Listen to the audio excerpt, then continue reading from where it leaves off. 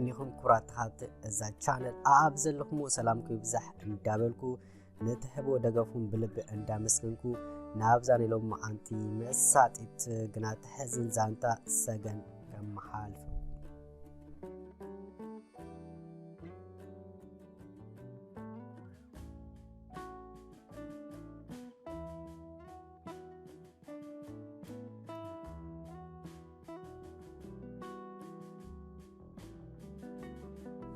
نحنتي زفكركم وقال كندي جزي نفقري حاتيتكم وي لمينكم ما تكونوا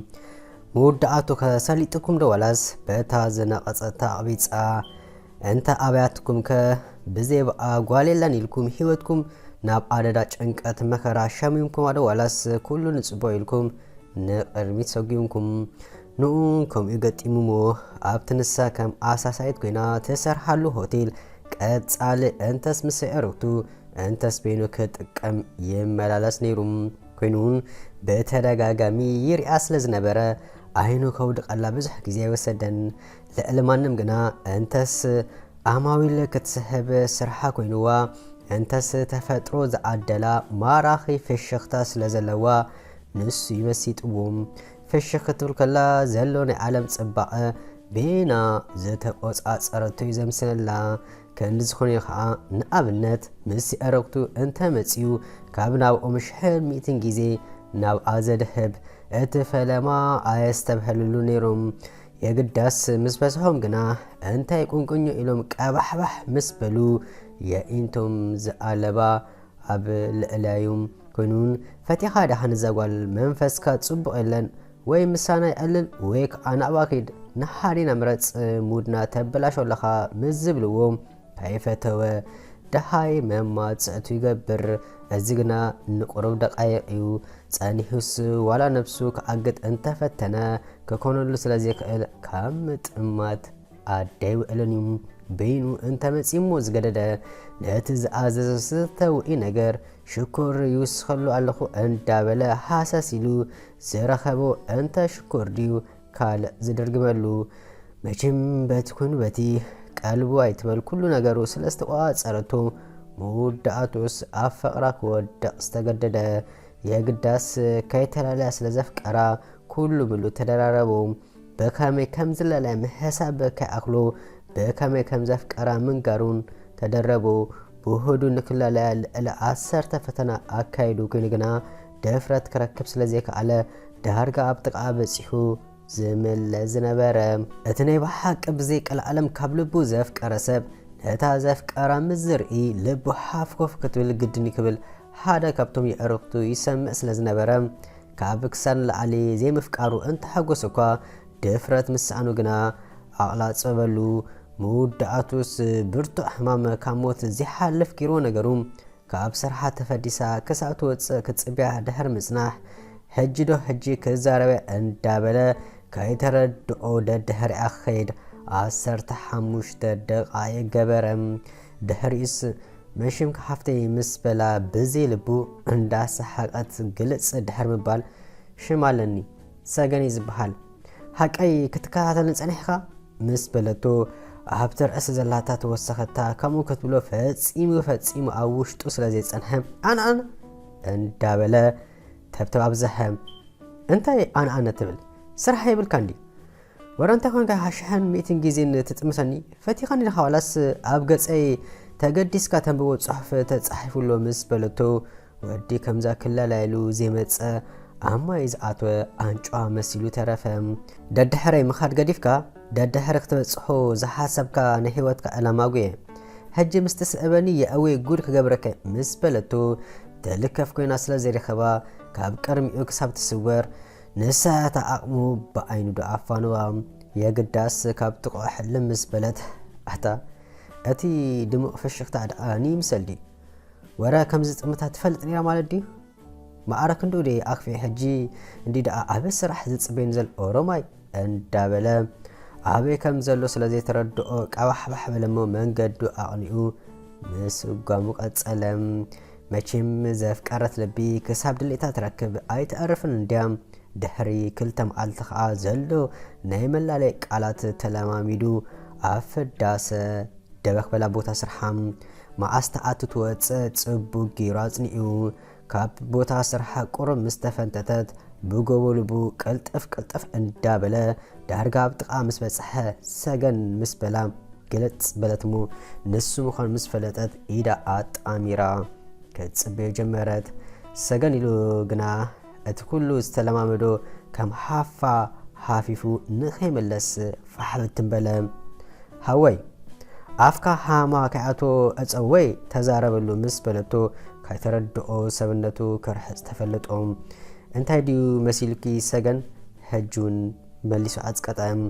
ሰዓት ናይ ሞባይላ እንዳተዓዘበት ክላሊክ ደሊ ፈተይኪ ክትብል ደሊኻ እንተኾንካ ኣይተሐሰቡ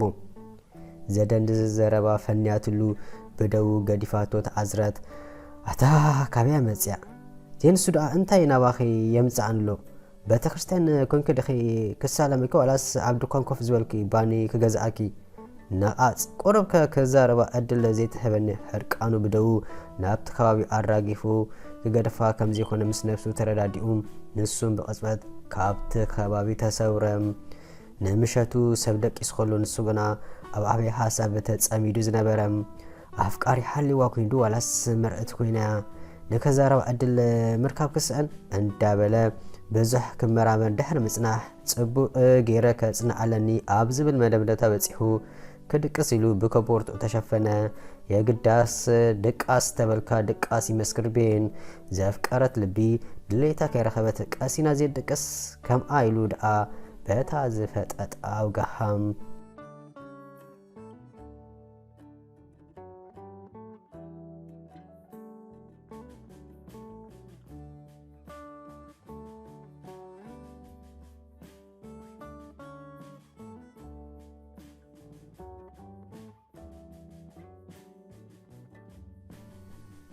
ንሽዱሽተ መዓልቲ ተሓቢኡ ነፍሰ ወከፍ ምንቅስቃሳታት ተኸታቲሉ ዝረኸበ ውፅኢት ሕልፍ ኢላ ምስ ሓደ ወዲ ትረአ እንተዘይኮይኑ ምስ ካልእ ዝኾነ ወዲ ክትዛረብ ክርያ ስለዘይከኣለ ጉዳይ ናይቲ ወዲ ድቃስ ከልኦም ኮይኑ ኩነታቱ ከጻርኳ እንተፈተነ ክሰልጦ ስለዘይከኣለ ዘመዳ ዋላ ሓዋ ገለመለ ይኾን ኢሉ ነፍሲ እሚኑ ምስኣ ከደራገም መረፀም ኮይኑን ከም ኣበሉ ተጸቢዩ ሰገን ምስ በላ ندحريت كسمبارة طوي بلتمو هاي أتان سخا دحاخة مش هل ملكا أنيخا أتسم عندها دا دحري هالمثات كاقوية مش لكا ساقان كزاربك با أدل حبني هجس تبعات شميتو زمسل ساقان كلاليكي ساقان صبغتيخي ساقان فتيكي كابزين وصعي زاربا انت حليكا قدسل مس بلتو ኣነዶ እንዳበለ ናይ ዘረባ ሸሓቱ ስለስተረገጠ ካብ ምጥማት ሓሊፉ ዋላ ሓደ ክብላይ ተሰምዐን ሃላ ንስኻ ፈሊጠካ እንዴ ኣይትድከም ምሽ ሕጂ ዳግማይ እንተ ትፍጠር ተመሓሊልካ ከማን ኣይትረኽብን ኢኻ ኣያፍቃርክኹን ካይትብለኒ ኣብ መላእ ኣካልካ ፍቕሪ ይንበባሎ ማስቲካ ቆጣ እንዳበለት ፀጉራ ፈያቢላትሉ መንገዳ ንቅድሚ ኣዳ ገበረት ናቱ ፍቅሪ ግና ምሽ ክምስል መሊሱ ደኣ ቃል ባልባል በለ ልቡን ተዘዝ ኣበሎ ፍቅሪ ተቃጸለ ወዩ ከይርክባ ግና ኣቕሚ ሰዓነ ኣማራፂ ምሰዓኑ ብዓይኑ ብደው ኣፋንዋም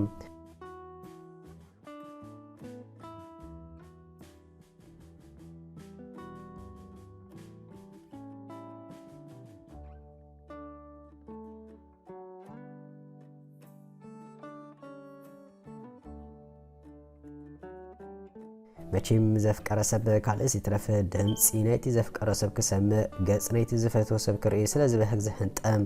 ንሱን ከም ኣመሉ ኣብ ሰዓቱ ናብ ቦታ ስርሓ ደበኽ በለ ክትፍደስ እንተ ተጸባይኳ ጓል እንተበልካ ጓልሲ ሽታማ ኮይና ደዓ ተረፈት እምባ ኣበይ ደኣ ኬዳ እንዳበለ ካይረብረበ እንተ ተጸባይኳ ሰገንሲ ክትቅልቀላይ ተረኣየትን ኣማራፂ ምስኣንን ውሽጢ ኣትዩ ደሓያ ምስ ገበረ ስራሕ ከም ዘይኣተወት ተሓበረ ናይ ደሓን ይግበሮ እንዳበለ ናብ ዋኒኑ ኣበለ ንፅባሕቱ ተመልሰ ኣያተቱ ተባሃለ ሰሙ መልኣታ ተመላለሰ ኣበይ ኣትያ ከይተባሃለ በቃ ምስ ሰገን ርጋፅ ሰገን ከማን ክርአይ ከኣለን ብሻቅሎት ተቃልወ ፍቅሩን ክንደ እምባ ኮነ ኣብ ዝረገጾ ሰገን ክበልዕ ንሳ ክሰቲ ንሳ ክጻወት ንሳ ክሰርሕ ንሳ ኩሉ ዝደሕስሶ ሰገን እንዳኾኑ ሙኽበለ ከም ብሓድሹን ጨልጨልቻ ተስፋ ሒዙ ናብ ቦታ ስርሓ ምስ ተቐልቀለ ናይ ማሓረምቲ ዝመስል ኣብ መጉርታ ተሸሊማ ውተፍ ምስ በለቶ ከባይክ እንዳበለ ኣትሰገን እንታይ ደኣ ምስ በላ ጥምት ኣቢላቶ ኣታ ንስኻ ኣይትርብርም ዲኻ ሕጅስ መሳርሕተይ ከይተረፉ ብዛዕኻ ይዛረቡሎም መምፅኢኻ ሕቶ ፍቕሪ እንተኾይኑ ወይ ንሌላ ንሰማይ ጨቤትካ ምስተርእኒ ሽኡ ሓረይ ክብለካይ መልሱ ከይሰምዐት ገዲፋቶ መንገዳ ገበረት ኣትሰገን እቲ ምእጉርትኽ እኳ እንተበላ ሰሚዓቶ ክንሳ ግልጽ ካይበለት ውራይ ጉኡዝ ኣገበረት እንታይ ኮይና ደኣላ ገለጽ ኮይና ቀንያ እንዳበለ ብዛዕባ ኩነታታ ክሓስብ ድሕሪ ምጽናሕ ንሰማይ ጨብጦ ኢላትኒ ኣትሰገን ዝበሃል ዘይትብሊ ጭራ ነብሪ ቆሪስካ ኣምጻሊ ምባል ኣይምሓሸን መሊሱ ከዓ ጭራ ነብሪ መምጻእኹ ነይረ ዶኸ ምዃን ፍቕሪ ጭራ ነብሪ ኣይኮነን ካልእ ትሕዝ እንዳበለ ኣርኪቡ ክዛረባ ስለ ዘይመረፀ ኣንፈቱ ቀይሩ ንሱን መንገዱ ደኣ ገበረ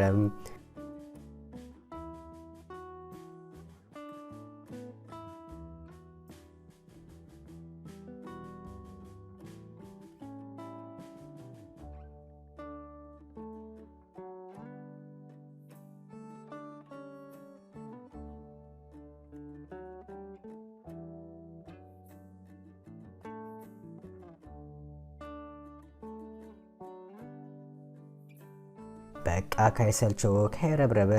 በስተካለው መጠን በተደጋጋሚ ንብዙሕ ጊዜ እኳ እንተፈተነ ሰገን ገና ክሳሌ ንካራ ዝበለታ ትመስል ከም ድሌቱ ክትኮኑ ላይ ከኣለትን ወረሓደ ጊዜስ ንስኻ ንኣይ ትበቐ ሰባይ ኮንካን ኩሉ እንተናኻ ክሪኦ ከለኹ ፈፂምካ ንኣይ ትምጥን ኮንካ ኣይረኸብኩኻን ረኣይ ንስኽ ኣነን ቁመተይ መልክዐን ንሽሙ መዓስ ኮይኖም ስድራይ ሰገን ኣውፅኦም ለይ ስለዚ بحج نمنتاي 100 ዓመት ኣይትመላለስን ሓራይ ክብለካኒ ከም ጡብ ኣዲ ሓቅ በጸኒ ዘይት ቅየር መልስያ ስለዚ በኣይ ተስፋ ቁረጽ ጊዜኻ ንኸንቶ ኣይተባኽን ካልኦት 100 ኣዋልድ ከለዋ ምሳይ ሓመም ኣይትበል ካብ ዝገርመካ መስሓቕ ሰብኢኻ ኮንካ ዘለኻ ንምንታይ ንዘይ ሰልጠካ ክብርኻ ኣዋጋ ዕዳጋ ተእቱ በቃ ቅበጸኒ ምስ በለቱም ድሕር ክንደይ ቀለስ ምንስ ነፍሱ ተረዳዲኡ ካብ ቅድሚኣ ክስወር ዝመረጸ ዋላ እኳ ከም ዕረ ይምረሮ ደኣምበር ኣማራፂ ስለ ዝነበሮ ካይፈተዎ ክውሕጦ ዝተገደደ ኮይኑን ኣብ መወዳእታ ሓደ ሓሳብ ኣንቂሉ ፍቕሪ ዘይብሉ ክንሱ ምስ ሓንቲ ትግደሰሉ ዝነበረት ጓል ክምርኦ ዝወሰነ ኮይኑ መርዓ መዓልቲ ኣኺሉ ዝቐረብ ኩሉ ሽሻይ ተቀራሪሙ ዕዱማት ተኣኪቦም መርዓውቱን ቦቦታ ሓዙም ክጻወቱ ድሕሪ ምጽናሁን ናይ ተወርታ ምቁራጽ ሰዓት ስለ ዝኣኸለ ኣምጽዎ ተባሂሉ ስለ ዝተኣዘዘ ኣሳሳይት እንዳደፍአቱ ነቲ ፐላሶ ሰርሒው ዝነበረ ተወርታ ብማእከል ዕዱማት ሰንጢቓ ክትሓልፍ ድሕሪ ምጽናሕ ግና ሃንደበት ዶበለት ኩሉ ሰብ ነቲ ተወርታ ብኣግርሞት ይእዘብ ስለ ዝነበረ የእንቶምን እናበኣቕንኦም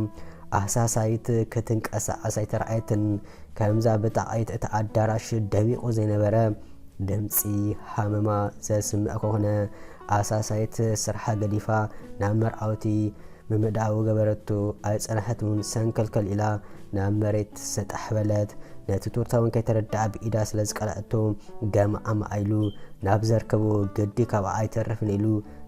ድሕሪኣ ሰኣበ ድማት ኣይትበለ መርዓቱን እቲ ኩነታት ከያገረሙ ኣይተረፈን መርዓው ግና ኩን ኢሉ ዝመደቦ ነገር ስለ ዝኾነ እንተደንገጸትኳ ግና ፍሸካ ምባል ኣደይ ወኣለን ሰገን እንዳበለ ማናጀር ናይቲ ሆቴል ብጉያ ኣብ ጥቓ ካብ ዝነበሩ ዕዱማት ሰብሲፎ ንደገ ሂዞማ ብምውፃእ ነብሳስ ሒታ ስለ ዝነበረት ነፋስ ከም ትረክብ እንዳገበሩ ማይ ምስ ገጨዋ ግዳ ጸኒሓ ዝተበራበረት ኩሉ ነገር ምስ ተረዳኣ ህልሚ ክኾነላ እንተ ተተስፎት እኳ የግዳስ ኣብ ገሓዲ ከም ዘላ ስለ ዝተሰወጣ የቅሬታን ማናጀር ሓቲታ ተጸልኢዋ ከም ዘሎ ሓቢራ ደም እንዳነብአት ንገዝኣም መርዓዊ ብጎው ልቡ ውራይ መርኡ ገበረም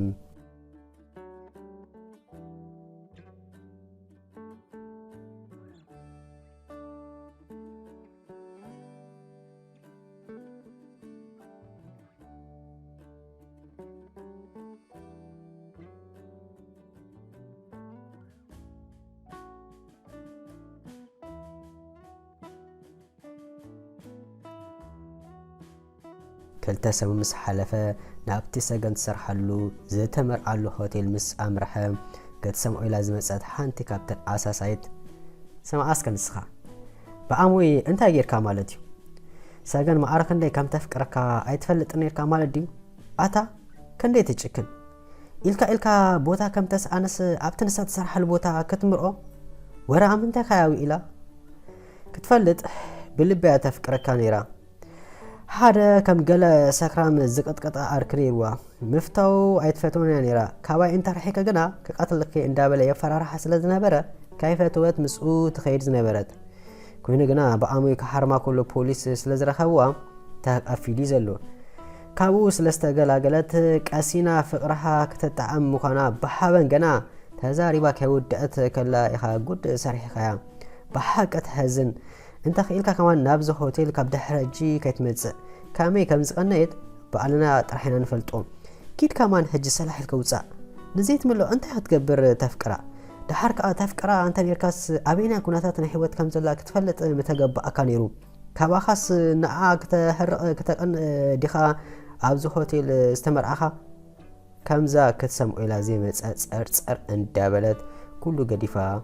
ናብ ካልኣ ኣበለት ብዝሰምዖ ነገር እንዳተገረመ ተጣዓሰን ኩሉ ነገር ድሕር ማይ ናብ በኣቱ ኮይኑዎ ኣላ ሰገን እንዳበለ መሰስ ኢሉ ደኣ ወፀ